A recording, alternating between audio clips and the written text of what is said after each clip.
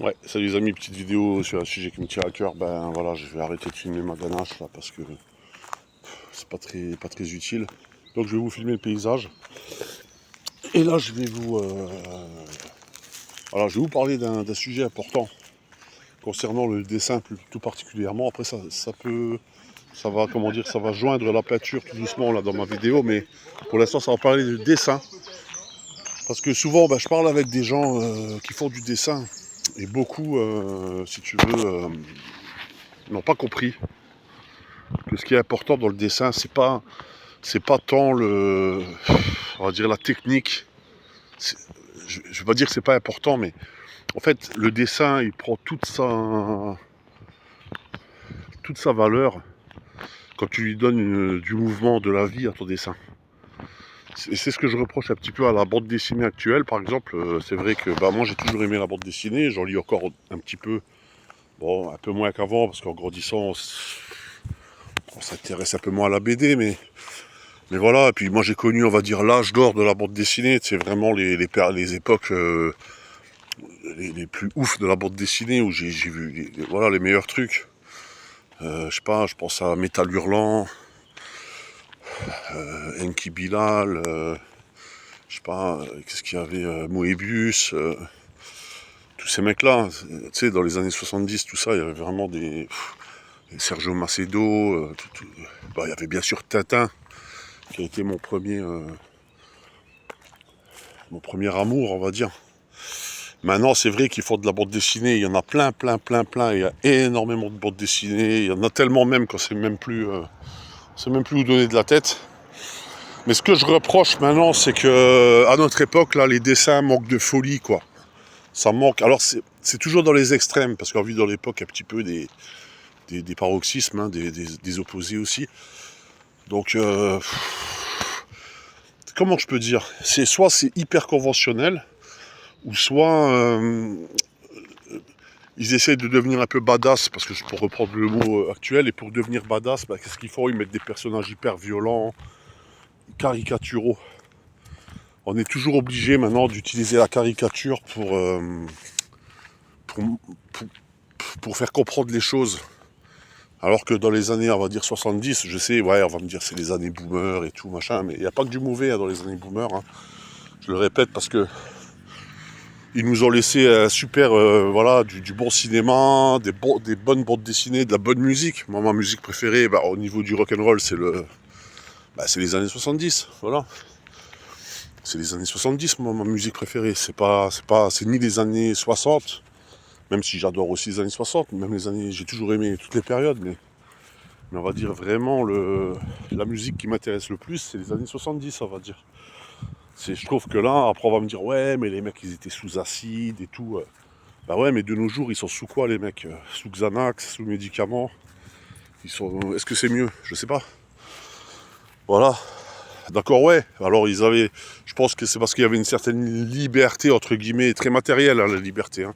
Très matérialiste, hein, la liberté des boomers, mais est-ce que c'est pas celle-là, finalement, notre liberté ? Est-ce que c'est pas cette liberté dans la matière qu'on a le plus besoin, finalement ? Tu vois, parce que là, on parle de liberté spirituelle, que maintenant, de nos jours, on peut de plus en plus s'approcher des choses spirituelles. Mais encore une fois, quand tu t'approches des choses spirituelles, globalement, généralement, c'est parce que dans la matière, t'es pas bien, en fait.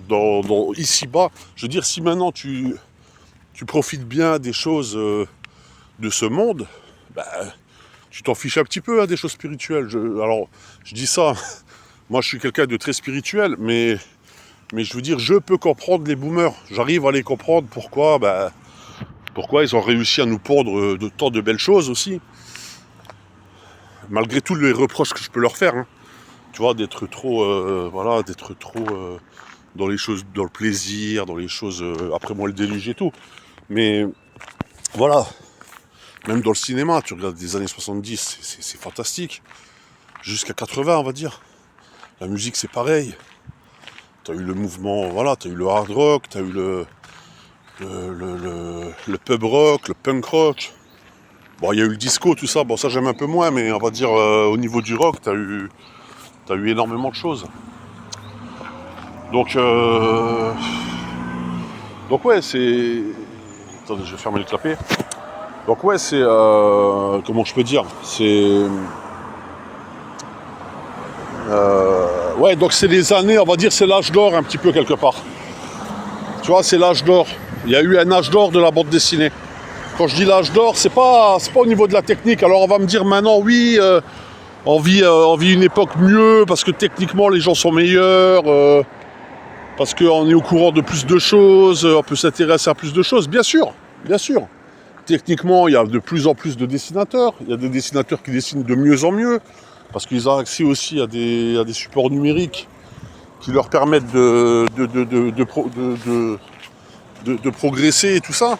Donc il n'y a pas de problème. Techniquement, ils vont progresser. Techniquement, ils seront meilleurs. Ils auront les outils, des meilleurs outils, tout ce que tu veux. Mais il n'y a plus ce petit, cette folie, il n'y a plus ce second degré, cette,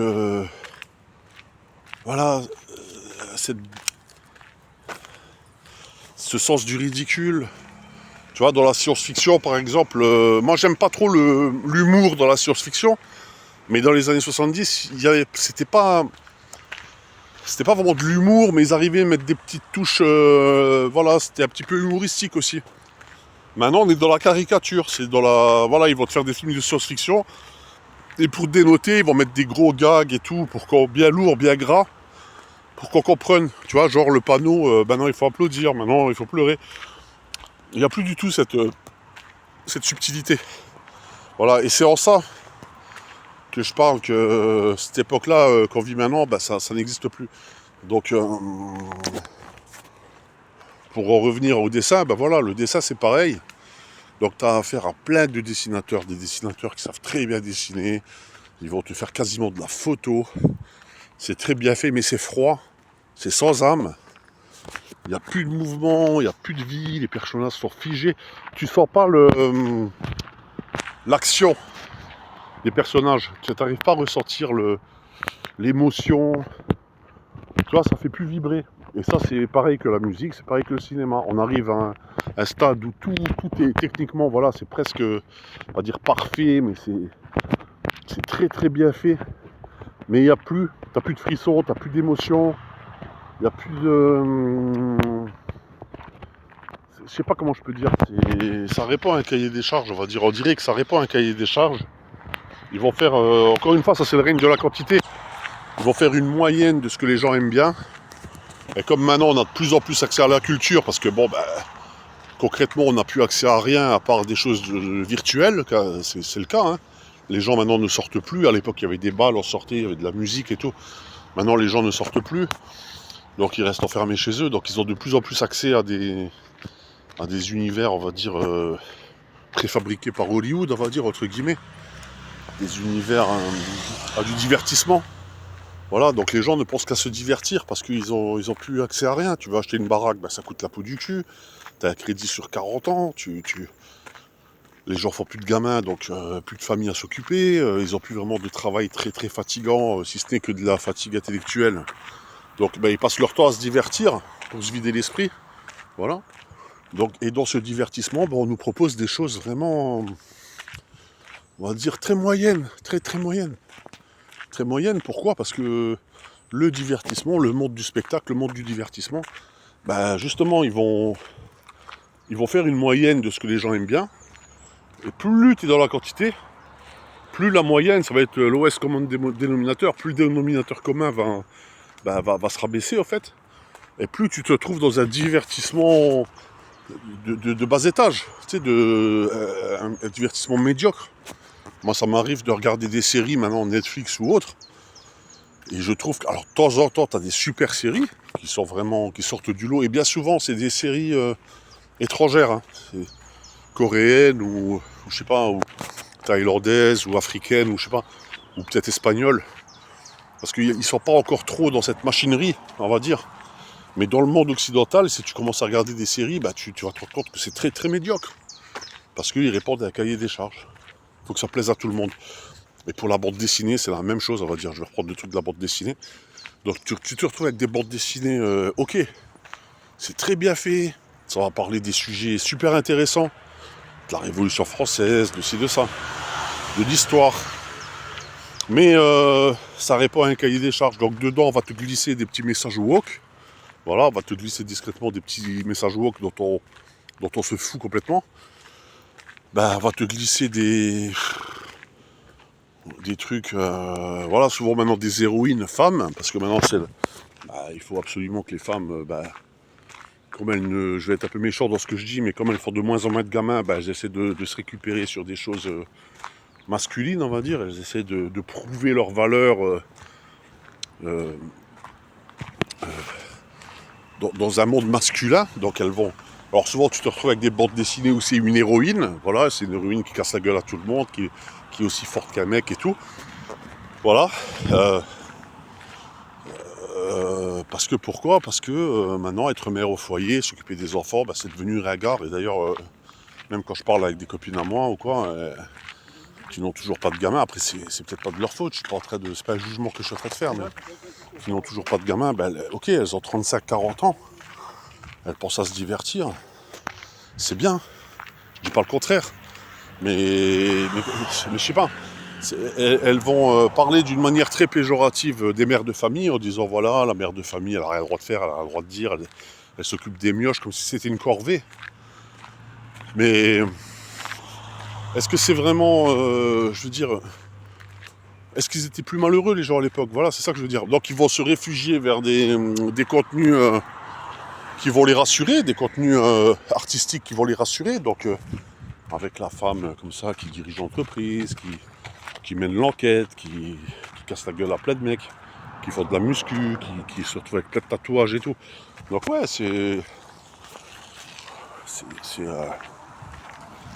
tu veux, elles se sentent valorisées en rivalisant avec ce qu'il y a de plus nul chez le mec, quoi, tu vois. Parce que nous, justement, on essaye de plus... de cacher, quoi, tu vois. On essaie justement, nous, de ne plus montrer cet aspect de force, de violence et tout. Et les femmes, maintenant, en 2025, elles veulent refaire la même chose, en fait, que les mecs faisaient dans les années 80, style Rambo ou quoi, tu vois. Donc, c'est complètement ridicule. Donc, voilà, les amis, donc on se retrouve, voilà, avec des bandes dessinées, des dessins, ok, on veut tout, voilà. Souvent, c'est fait avec des planètes avec des tablettes numériques. Donc, c'est des dessins très froids, qui se ressemblent, c'est des bandes dessinées qui se ressemblent, elles se ressemblent toutes. C'est des paysages qui sont même plus interprétés, c'est des paysages, c'est carrément de la photo, parce que ce qu'ils font maintenant, c'est des petits malins à la bande dessinée. Ils décalquent des photos sur les tablettes numériques. Ils font appel à l'intelligence artificielle maintenant pour faire les scénarios. Donc c'est quasiment, tu peux demander à l'IA maintenant même de t'écrire un roman. Hein. Voilà, l'IA va pouvoir t'écrire un roman. Moi j'ai écrit des bouquins. D'ailleurs je remercie la personne qui me l'a corrigé. Je vais peut-être me rediriger vers cette personne s'il est d'accord pour me recorriger des autres écrits que j'ai fait. Et j'ai jamais fait appel à l'intelligence artificielle. Voilà. Maintenant ils font appel à l'intelligence artificielle pour les aider à écrire un script, comment je peux dire, un storyboard. Tu vois, tu as un cahier des charges. Et le storyboard, à mon avis, je pense qu'ils font même ça pour les séries Netflix. Hein. Tu vois, t'as une IA qui te chie un scénar. Limite les acteurs, je me demande si c'est pas des IA aussi. Enfin bref, voilà. Bon allez, sur ce les amis, je vais vous laisser. Ciao.